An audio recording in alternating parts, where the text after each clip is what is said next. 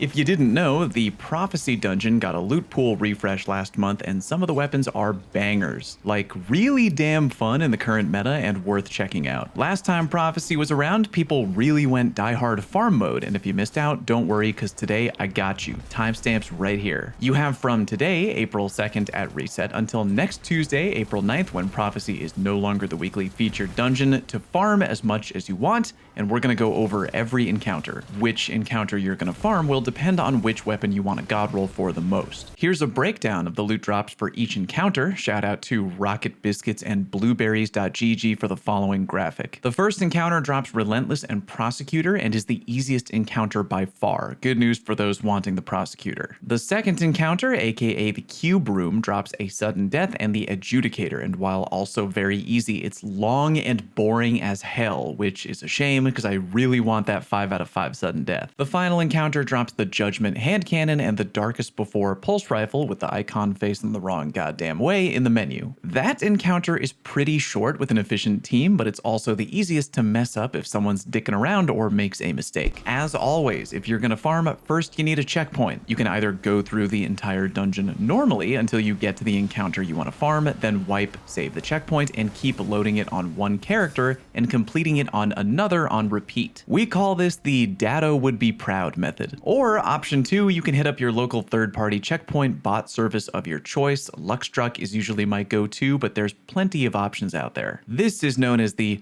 I'm busy, mind your own damn business and don't judge me method. For encounter number 1, if you've never done it before, it's easy. When you have the checkpoint, you launch the encounter by touching the floating white orb in the middle, then kill Taken Knights who will drop either light or dark motes on the ground. The color of the motes they drop depend on if you're standing in the light or if you're standing in shade when you've delivered the final blow. You can take a quick look at the glowing aura on your HUD, as that will be glowing either light or dark to let you know. When you've picked up 5 motes, you take that color mote over to the glowing pillar of light. Go dark if you're carrying dark, or light if you're carrying light. Stand over it and activate the power by hitting whatever shoot is, and the glowing light will go away. That's it. Do that until all 4 have stopped glowing, and then you get to damage the boss. You can save time by trying to do a double dunk, aka jumping really high in the air and hitting the activation button when you're halfway between both platforms of the same color. If it works, you'll clear both at the same time, which is nice, but again, you gotta time it right. When all 4 plates have been cleared, either by 4 regular dunks or 2 double dunks if you're in tryhard mode,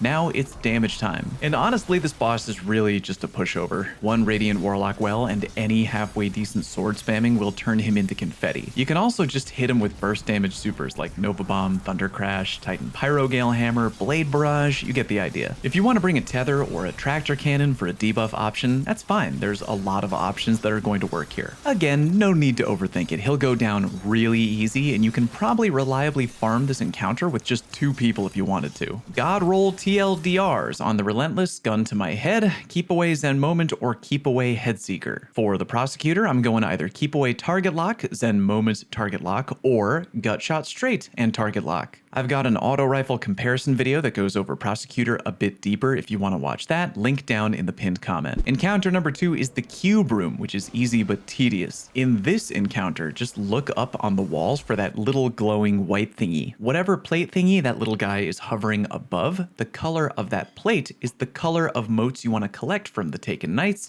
and that's the exact plate where you want to dunk your power. After dunking, go to the center plate and float up into the next room. Rinse and repeat until you get to the final room where you fight 2 Taken bosses who are complete pushovers and can each be killed by 1 burst damage super of your choice. Nova Bomb, Blade Barrage, Thunder Crash, they'll go down immediately. If the floating white spirit thingy isn't on any of the walls, but rather is on the ceiling directly above the cube, that just means you can dunk on literally any of the 4 plates that you want. It doesn't matter, so just pick whichever. For this encounter, really all you need is good ad clear, because again, the 2 final big Taken are a joke. I'd recommend something with some long range punching power too, either a bow, scout, sniper, or a machine gun to handle the Taken snipers up on the wall. By the way, killing those Taken snipers is what spawns the Hive Knights in, so you can't just avoid them or not kill them. Speaking of those Hive Knights, by the way, maybe a shotgun or fusion rifle to cut through those knights quickly. I usually like to go machine gun for the snipers and fusion rifle for the knights, easy AF, but you do you. God roll TLDRs. Adjudicator, I'm looking for dynamic sway reduction paired together with fragile focus or onslaught. I'd also be happy with rangefinder in column 3. Quick reminder that target lock got nerfed on SMGs, so you probably don't want that. On a sudden death, I really want threat detector and opening shot. Although I'd also be happy with elemental capacitor or slide shot in column 3, but yeah, I want threat detector. The final encounter is the only one where you may need to lean a little bit forward in your gaming chair. First, you gotta dunk the corresponding color modes onto all 3 platforms in the room, again by killing the Hive Knights while standing in either light or shade as indicated by the glow on your HUD. Every time you dunk, a taken ogre will spawn. No big deal, just kill it ideally by not using your power ammo or super, which we want to save for the big bad boss. When you've dunked on all 3 platforms, head to the middle of the room and stand in the glowing pink aura. You'll drop down a long tube and then damage time. Now you don't have to fight the boss this way, but I'm gonna recommend one of 2 DPS strategies. Option 1, and my preferred method by far, grenade launchers. Get up close on either side of the big bad and unload onto him with a grenade launcher, preferably one with bait and switch for that extra 30% damage. To make it easier, one person would ideally have a Lumina hand cannon to apply a group damage buff right before you begin damage. And of course, one debuff option, preferably either a Hunter Tether or an Echo of Undermining Void grenade if nothing else. This is my go-to option because it's easy, reliable, and fine if you F up and don't kill him in one immediate phase. Usually when I'm playing with the boys, we insta-melt the boss with this strategy, but even if you don't,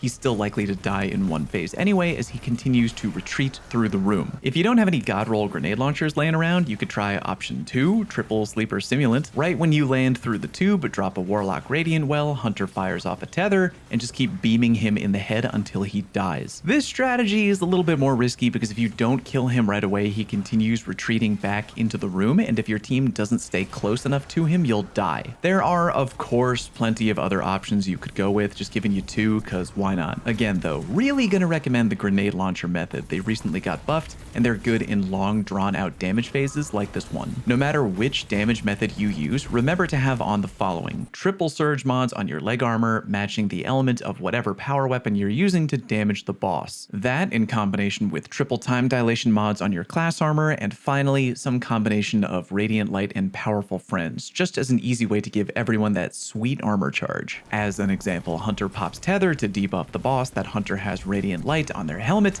now their buddies both get free armor charge, you get the idea. God roll TLDRs on the Judgment. Slide shot and Eye of the Storm is what I want most for a PvP role, but there are other good options like moving target, encore, multi-kill clip, opening shot, or Headstone if you're on a stasis build. For Darkest Before, you could go with the fun new combo a lot of people are chasing, Heal Clip and Kill Clip for PvP. That's what I'm looking for. For a PvE role, you could do Heal Clip or Subsistence and Incandescent. I've got another old video on the channel going over a lot of god roll options for many updated weapons since the March 5th update. Feel free to check that out for even more info and commentary. May RNG be with you and good luck farming. Peace.